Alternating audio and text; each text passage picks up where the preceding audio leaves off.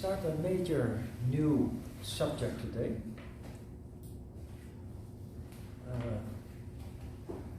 It's too bad so many people have chosen not to show up, because it's probably the best part of the course in terms of practical things you really learn from yoga, applicable in daily life. So this is lesson 31. We start today with what we call the philosophy of the kleshas. The philosophy of the kleshas is part of Patanjali's Yoga Sutras. Patanjali's Yoga Sutras exist out of 4 chapters. Chapter 1 explains yoga philosophically. There are no exercises in the book. It's purely philosophical. So that is why Hatha Yoga Pratipika comes first, to lay a foundation, practical. Chapter 2 explains the psychology of yoga, directly applying to the practitioner. Chapter 3 and 4 go very deep into the highest levels of meditation and philosophy, of course. The philosophy of the kleshas is based on Kriya Yoga. The word Kriya comes from the stem word, Sanskrit stem word, kr, which you also find in karma. So kr in general is do. Karma is doing, but with a certain consequence. Kriya is doing in a particular way. And that particular way, of course, is doing things consciously. So chapter 2 is in fact the practical part of Patanjali, the exercise part of Patanjali, except for the fact he doesn't really give you exercises. He only tells you how it works and where it leads, very importantly.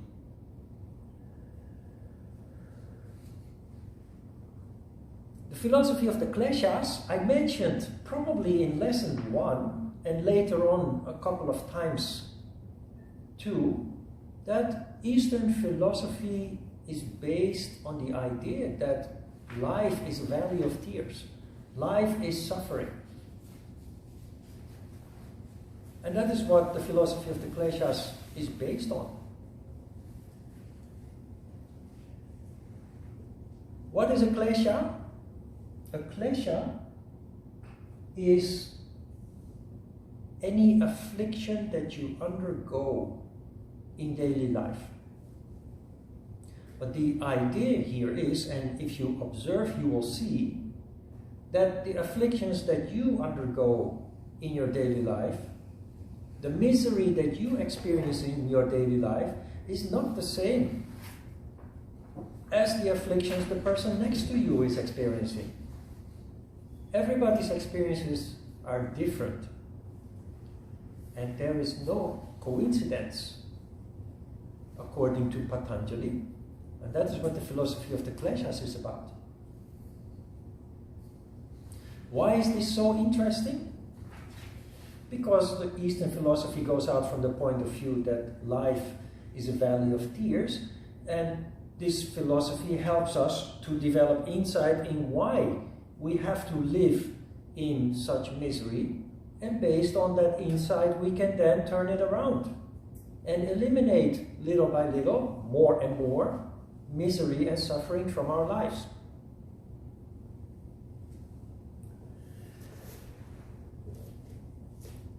The klesha is the misery that you attract. I said before, there is no coincidence. So if there is misery in your life, there's always a according to this philosophy, there's always a reason for it.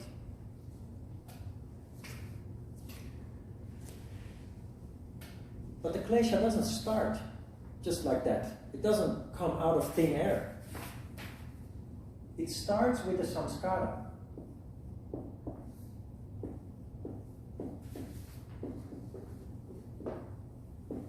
What is a samskara? Samskara is memory.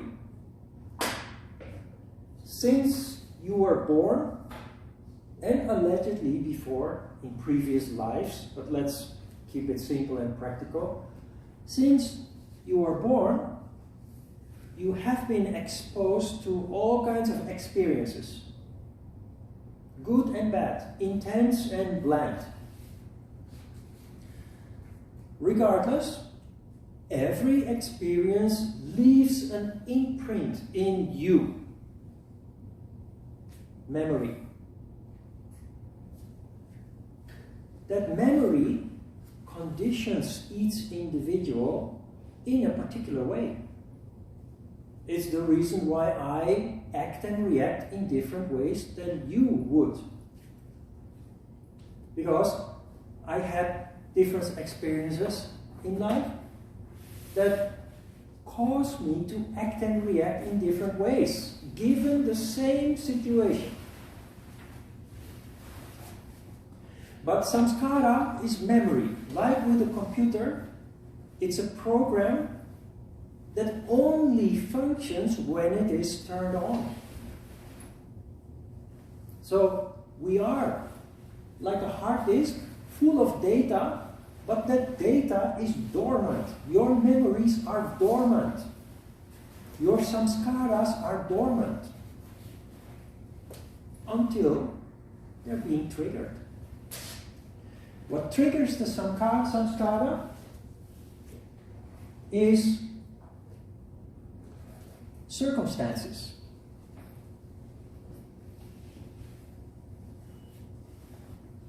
We are in a social setting, 10 people, one person says something or does something very offensive. There are 9 people who undergo that situation, and there are 9 different reactions. One person may react becoming emotional, sad. Another person may react being indifferent. Another person may react with aggression. The same situation triggering different kinds of reactions caused by the different conditioning that we have undergone since we were born, based on the experiences that we have had throughout life.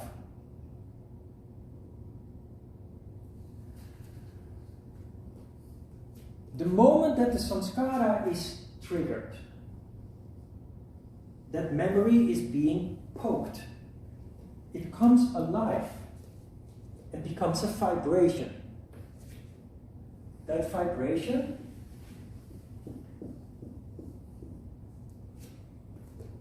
a friti is a whirl. In yoga, we reduce everything to energy. Everything is energy. That samskara is energy that is dormant, not active, until it is triggered by circumstances, by your surroundings. It then awakens, becomes a friti. The friti is your action at that moment, the way you express yourself as a result of the samskara being awakened. Now everything is energy, so people feel your vibration and will act and react accordingly. You awaken a samskara in the persons that are surrounding you.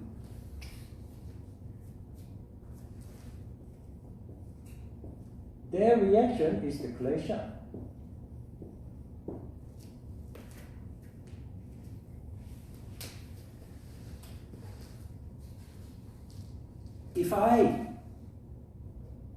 you say something to me that triggers fear in me. No, anger. That's the easiest example. You trigger some samskara by something that you do or say. You trigger an instinctive reaction in me. The samskara in me is awakened. Because I'm conditioned to react, I react in anger.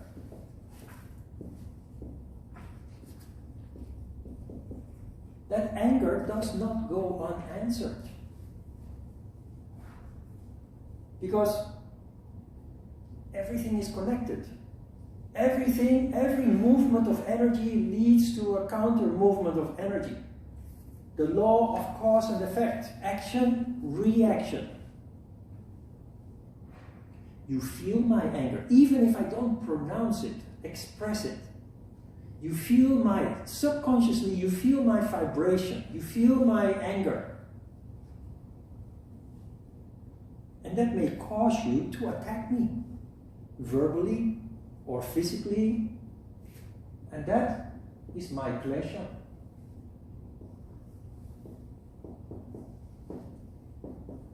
If you understand this, you understand also that although we use a negative vibration here, it works in exactly the same way with a positive vibration.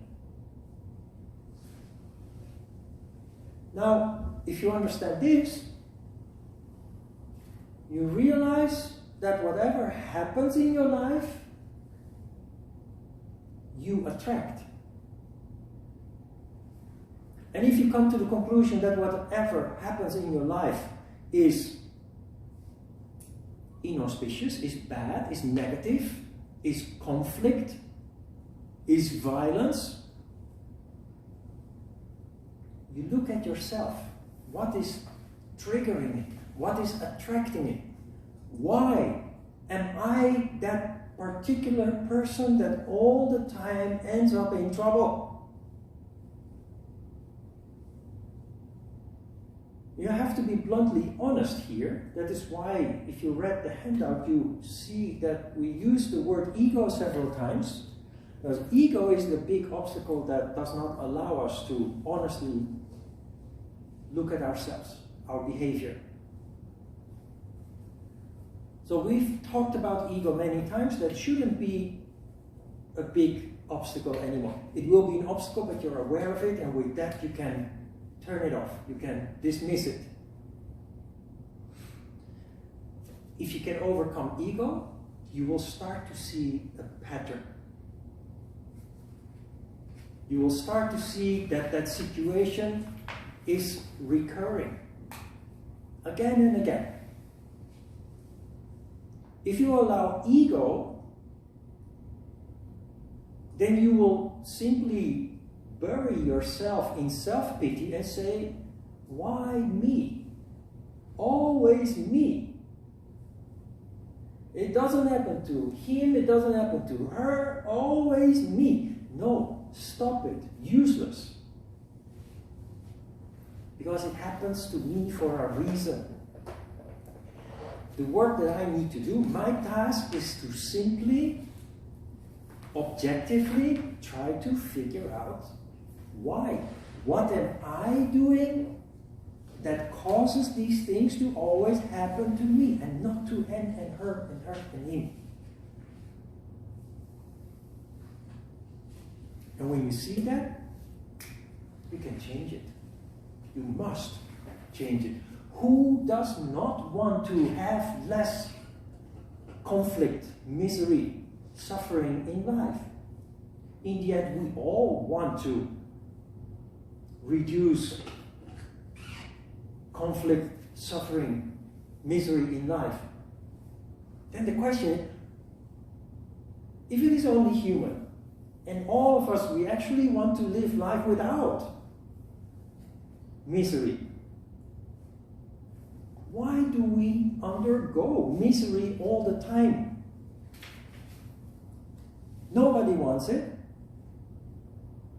That That's what this is about. Why do you undergo that misery? Because you have no idea that you are triggering the misery to be attracted to you. Because a large part of our functioning is subconscious. We are not aware of our past experiences that have left impressions in us that one day are being triggered by a certain circumstance and then manifest. The manifestation is the vritti, and the reaction from the environment, the misery that comes in place, that is the klesha. Therefore, we call this the philosophy of the kleshas. And what you do once you understand this is step one. You try to avoid those reactions. That is not easy because it is instinctive and it is subconscious. But you become alert, the alertness of the deer. You make mistakes inevitably, but you do it consciously now. If you make a mistake, instead of self-pity, you say, wait a minute, let's sit down and let's reflect on what actually happened here. And you say to yourself, oh gosh, I did it again. Let's try to avoid it next time. It will happen again next time, but you will be quicker to recognize it. And with that, you will be quicker able to step in and interfere. And there will come a day that you recognize the trigger before it manifests. You do not, because you anticipate it, you do not allow it to even be triggered and manifest. And that truly is karma yoga. Karma yoga means avoiding karma. So step one is avoiding misery. Step two is replacing the negative and destructive triggers by positive ones. You know, many yogis have names that include the word Maitreya. The president of the International Yoga Federation, Maitreyananda. Maitri means friendliness. You start consciously acting in a friendly way. Ananda, Swami Yoga Anand Saraswati, there are many yogis with Ananda in their name. That's unconditional love. Usually your name changes throughout life as a yogi based on your level of development. That is superficial. But the meaning of those names is to reflect a quality that you have reached. Replace anger, sadness, aggression, all the negative with positive.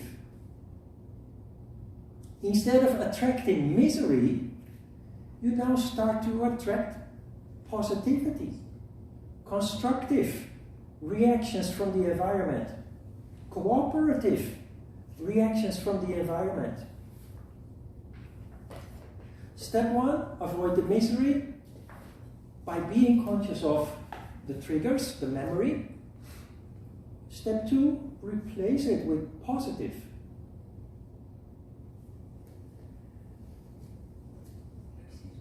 Yes, Ali. Samskara and subconscious is same. No, samskara can be conscious. You can, as a result of your meditations and your reflections on your own daily life experiences, you can become conscious of your samskaras. So samskara is like information, right? Samskara is simply an impression in your memory,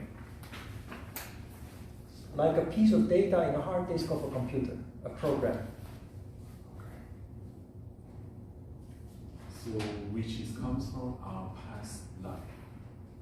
Which comes from the experiences that you had in life. In this life, not the past life. Yeah, past life does apply, but that is more complicated. To keep it practical, we limit it to this life. Since you were born, you have lived through all kinds of experiences, good and bad, some very painful and traumatic, and every experience, no matter how boring or simple or bland, leaves an imprint that determines, that shapes your character as a human being. And in severe cases, it can trigger an unexpected reaction in you. Yeah? Let's have a look. At the bottom, I highlighted it on my text. At the bottom of page 1, you see a paragraph that says, it should be noted that the klesha can teach you a lot about your own samskaras, the impressions that collectively form your karma. This is why we need to leave ego out of this. If you leave ego out of this, if you can overcome your pride,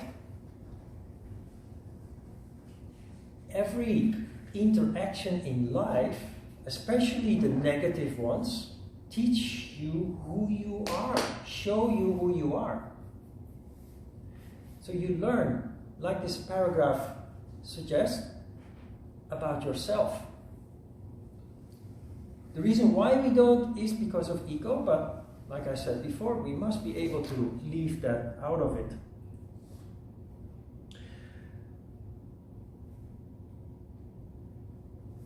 Chapter 2, Sutra 1 of the Yoga Sutras of Patanjali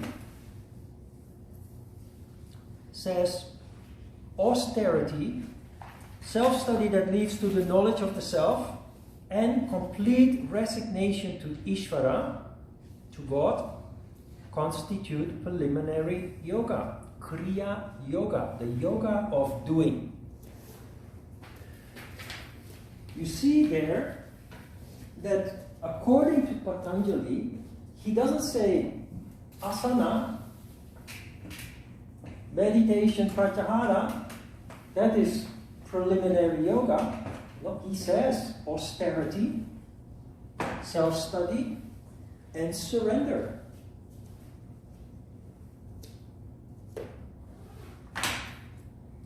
That is Kriya Yoga. The yoga of doing. Which means it's not just doing. It's doing things in a controlled way. It's doing things, starting doing things consciously. That is Kriya. Not just doing, that is what we have done all our lives, and it has proven to always lead to suffering and misery. From today, we start with doing things Patanjali's way, the yoga way, the conscious way. Kriya, when we do yoga correctly, leads to Jnana.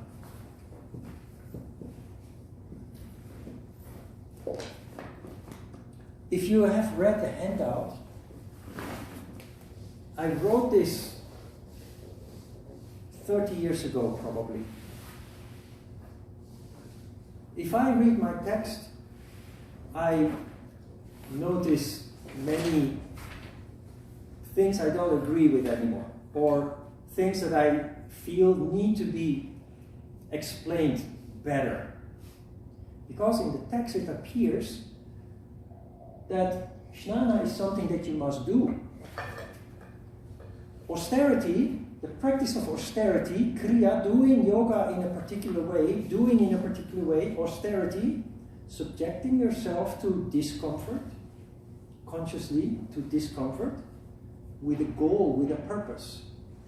That purpose is to let energy that has a tendency to condense and go to the bottom, causing you to live based on lower emotions and desire, to reverse that movement of energy, to go up and awaken the intellect and the crown chakra, where you develop insight. That development of insight, that is jnana. So it's not something that comes from a book. It's not something that comes from saying to yourself, okay, today I'm going to work on my insight. I'm going to study myself. It doesn't work like that.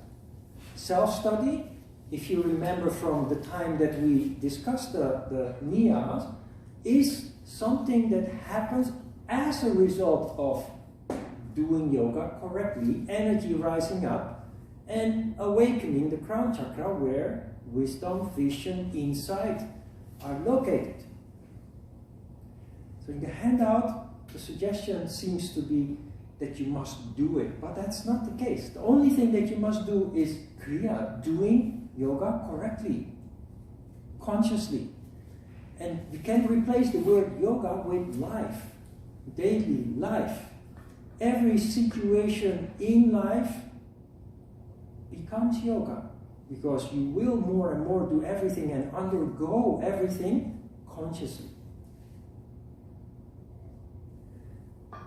So that leads to jnana. Then the handout says the third step. So first is austerity. Second is self-study.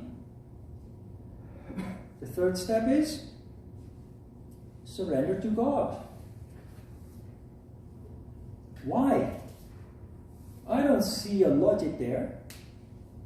Yes, there is.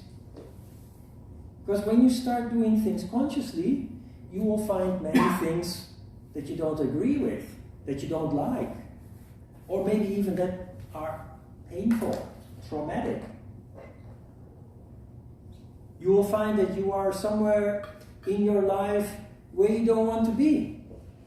You don't want to be part of this family where there is always something going on. Don't want to be part of this company which you ended up in by getting a diploma in certain field of study.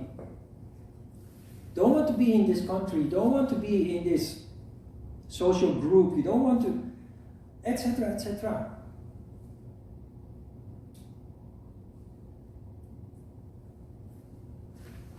Surrender to God means, first and foremost, to simply accept everything as it is.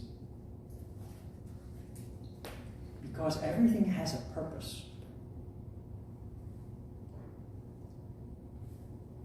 The moment that you start seeing that, that is where you gradually start taking control of your life and of your destiny. That is what this promises to lead to. But surrender to God is necessary to deal with all the undesirable things that we come across, that we realize through our self-study. You understand the logic of Patanjali here? You awaken consciousness by doing something in a very particular way, but it leads to opening up a can of worms. No matter how nice your life has been since you were born, it opens up a can of worms in the form of self-realization. You will realize very good things and nice things about yourself, but you will also realize unpleasant things or undesirable things. The reality sometimes can be harsh. Not if you approach it in our way. Things are just as they are. I once heard a Buddhist say, it's just as it is. Just like a cup of water is just a cup of water. But that takes a change of the way that we perceive things in life. We must stop labeling things, good or bad. According to yoga, there is no good or bad. And you will start realizing that this is not just a philosophical phrase or something, you will start realizing that indeed there is no good and bad when you realize that the things you used to label bad have in fact a purpose and do always lead to a positive outcome. Always leads to insight. It always leads to growth, development, evolution. And when you see that, when you start seeing that, you start even appreciating bad things in life. Because you start seeing that it, when approached in the proper way, it leads to qualities that other people don't possess. It leads to qualities that you would not possess were it not that you had that experience in the past that led to that. And then it becomes karma. So there's Kriya Yoga, Jnana Yoga, Karma Yoga. But that suggests that it is something that you can do. But the only thing you can do is Kriya, by doing yoga correctly, or by living life correctly, actually I should say. And that will result in deeper insight, which will also lead, among other things, but it will lead to conflict, difficult to accept the reality. But if you overcome that, in the way that we discuss here, your acceptance, your ability to understand, to control how you are conditioned, will eventually lead you to be able to avoid the undesirable and to go towards a destiny that you choose. And that is the highest form of yoga. We call that Karma Yoga. Karma Yoga because you have now developed a deep insight into your past. And based on that, you can control your present and your future. That is true Karma Yoga. You become the master of the universe, which means that you don't fly on a magic carpet through space. Master of the universe means being able to map out your own life, your own destiny, regardless of the circumstances that you find yourself in. Hot or cold, war or peace, doesn't matter. Easy? No, it takes a lifetime to put this into practice. But now finally everything starts making sense in life.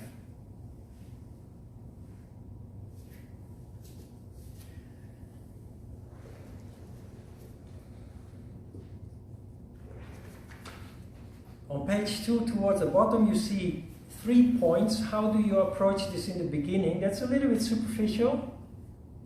So the third point says that you resound the holy mantra Aum to open up and make contact with the mental vibration Ishvara. I don't know where I have all this spiritual diarrhea from. It must be from Ajita, of course. But what this really means is sit down and meditate. Every time there is a handout saying resound the holy mantra Aum, it really means sit down, close your eyes and observe in silence. That's what Om means, meditation.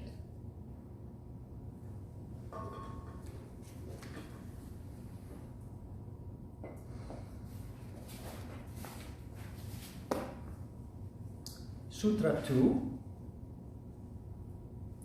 Kriya Yoga is practiced in order to attenuate, soften, reduce in force the kleshas and to bring about samadhi. I think that is clear from what I've already explained so far. Attenuation means to reduce, to dampen. Kriya Yoga is practiced in order to attenuate the kleshas. Because you become aware of yourself because you become aware of your triggers, your samskaras, you now have the power to avoid them. That is the attenuation of the kleshas. The next promise is that it will lead to samadhi. Samadhi is a higher state of consciousness that, if you read about it, if you hear yogis talk about it, seems impossible to attain and super mysterious and only for very special people to be initiated into. No, samadhi is a natural condition that occurs when there is no disturbance anymore, no distractions anymore, when you are in sattva. You can even experience samadhi now. If you sit down for an hour, close your eyes, and you go through all the mental disturbances that there are, and you end up, eventually, you end up in a zone.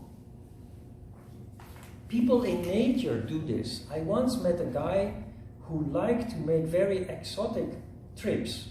He used to go to New Guinea, and not to the tourist places, but he wanted to meet the local population. And he spent a couple of weeks with a tribe there, and he noticed that one of the people from the tribe would every morning go to a place, sit on a rock, and just sit there for 5-6 hours. So he asked him one day, what are you doing? What are you doing there when you sit there? And the answer was, of course, difficult to understand for a normal human being, because that is a practice that people in nature have done for tens of thousands of years. But he would say something like, I become one with the universe and connect with God, sitting there. But it is the reason why we like to go to remote places, why we like to be in nature. Try it out yourself, but then try also to just not do anything, at least for a while. That is where sattva occurs in a natural way, without exercises, without techniques. It happens in a very natural way. But who is able to sit there for 5 hours just staring out over the sea, doing nothing? There's not many people who appreciate that, can appreciate that, because our mind is too disturbed. A samadhi is something that everybody can experience, and you have occasional experiences of samadhi in life. Just riding a subway, or sitting on a bench in the park, or having a very nice, exquisite meal. But the thing is, it's uncontrolled. So there are techniques in yoga that help you to build up samadhi, and then you can control it. Here, Patanjali suggests that by eliminating all misery and suffering, by reducing the kleshas, the distractions, the clutter, samadhi will occur. And many yogis will tell you it's impossible, you cannot achieve samadhi because only the very special holy people can do it. No, everybody can. All you have to do is create the right circumstances. Sattva, situation where you're not disturbed or distracted. We have a very efficient framework to do that, and that is the practice of yoga. That is kriya, in fact.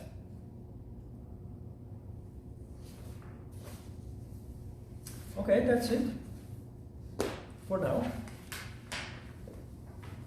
Questions? You understand the concept a little bit? That is important, just in a practical sense. It doesn't really make a big difference to the overall point, but surely there are a lot of bad things that happen to people that are completely out of their control. It's not something that they attract. So think about things like natural disasters, racism, homophobia, genetic illness. Yeah, you know how yoga deals with that. Everything is connected, and then you have to. When we talk about karma, many people don't think about karma in a personal way, but there are many forms of karma. There is karma, which has many forms. There is national karma. There is also global karma. If you live in a place where war occurs, or flooding,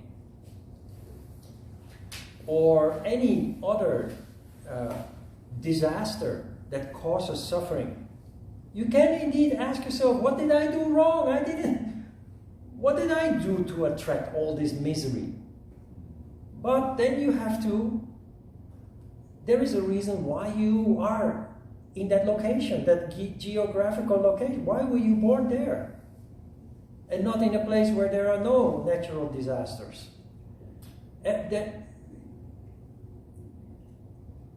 In the end, everything is connected, and everything has a reason and a logic.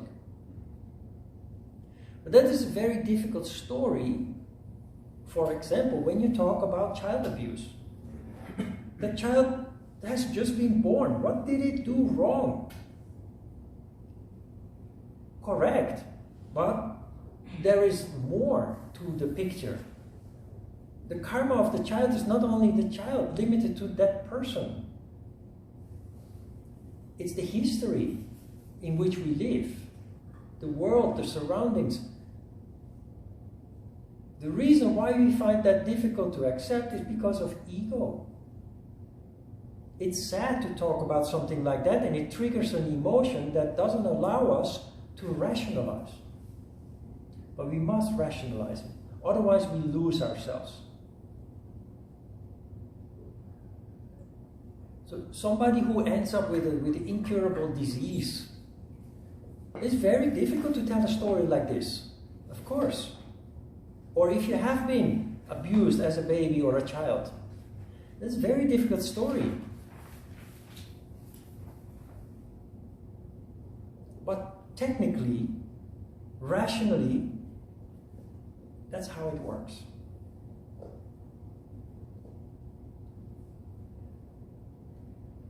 Yes? Naomi? I don't know about yoga, but in the Bible, times God passed some punishment from one generation to another.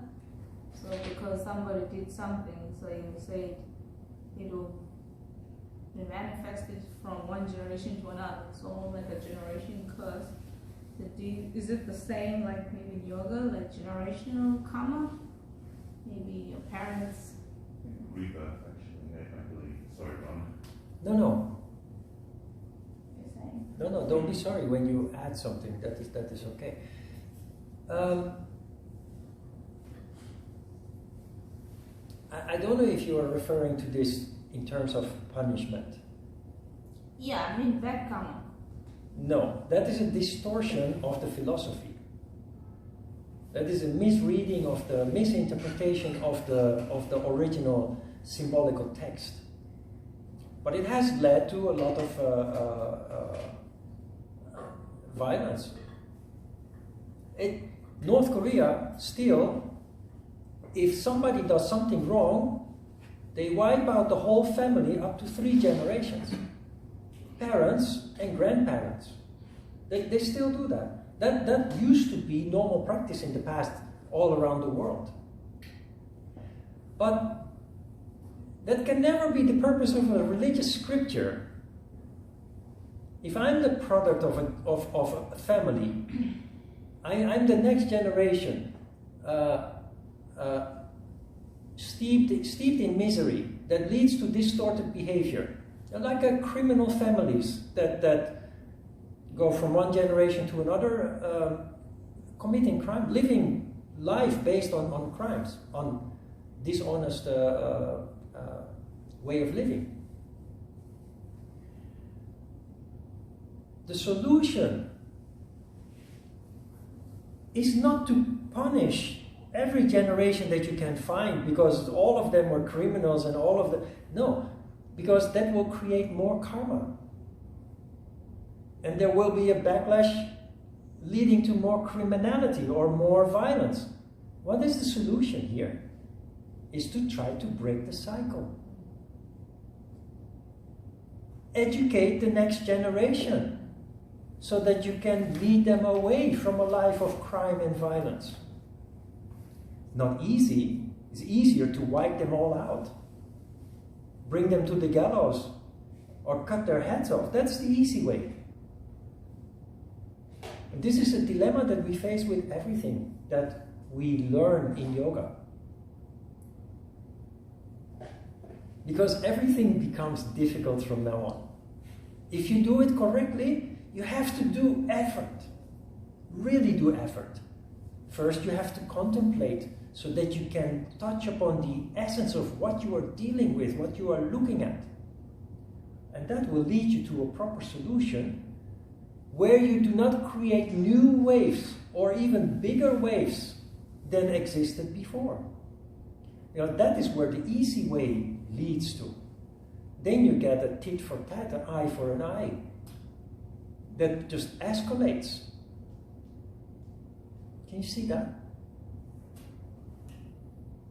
That's the road not taken. But as yogis, you have no other option anymore. You know why? Because you become so acutely aware of the law of cause and effect. You know that if you solve problems in an easy way, it will come back, and worse, it will escalate. You become so acutely aware of that that you are simply left no other option than to walk the difficult road, to solve it in a way that reduces the waves rather than aggravates them, that reduces the karma rather than to create new.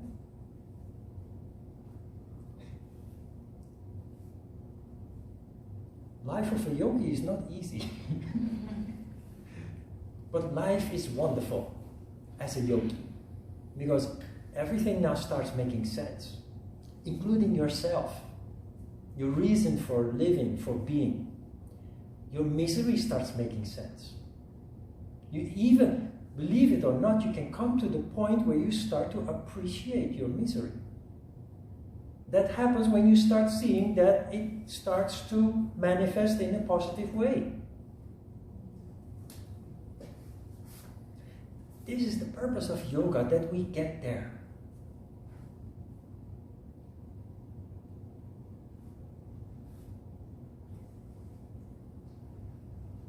Allowing you to totally become who you are in essence without all the pollution of circumstances, of past experiences, of traumas, etc.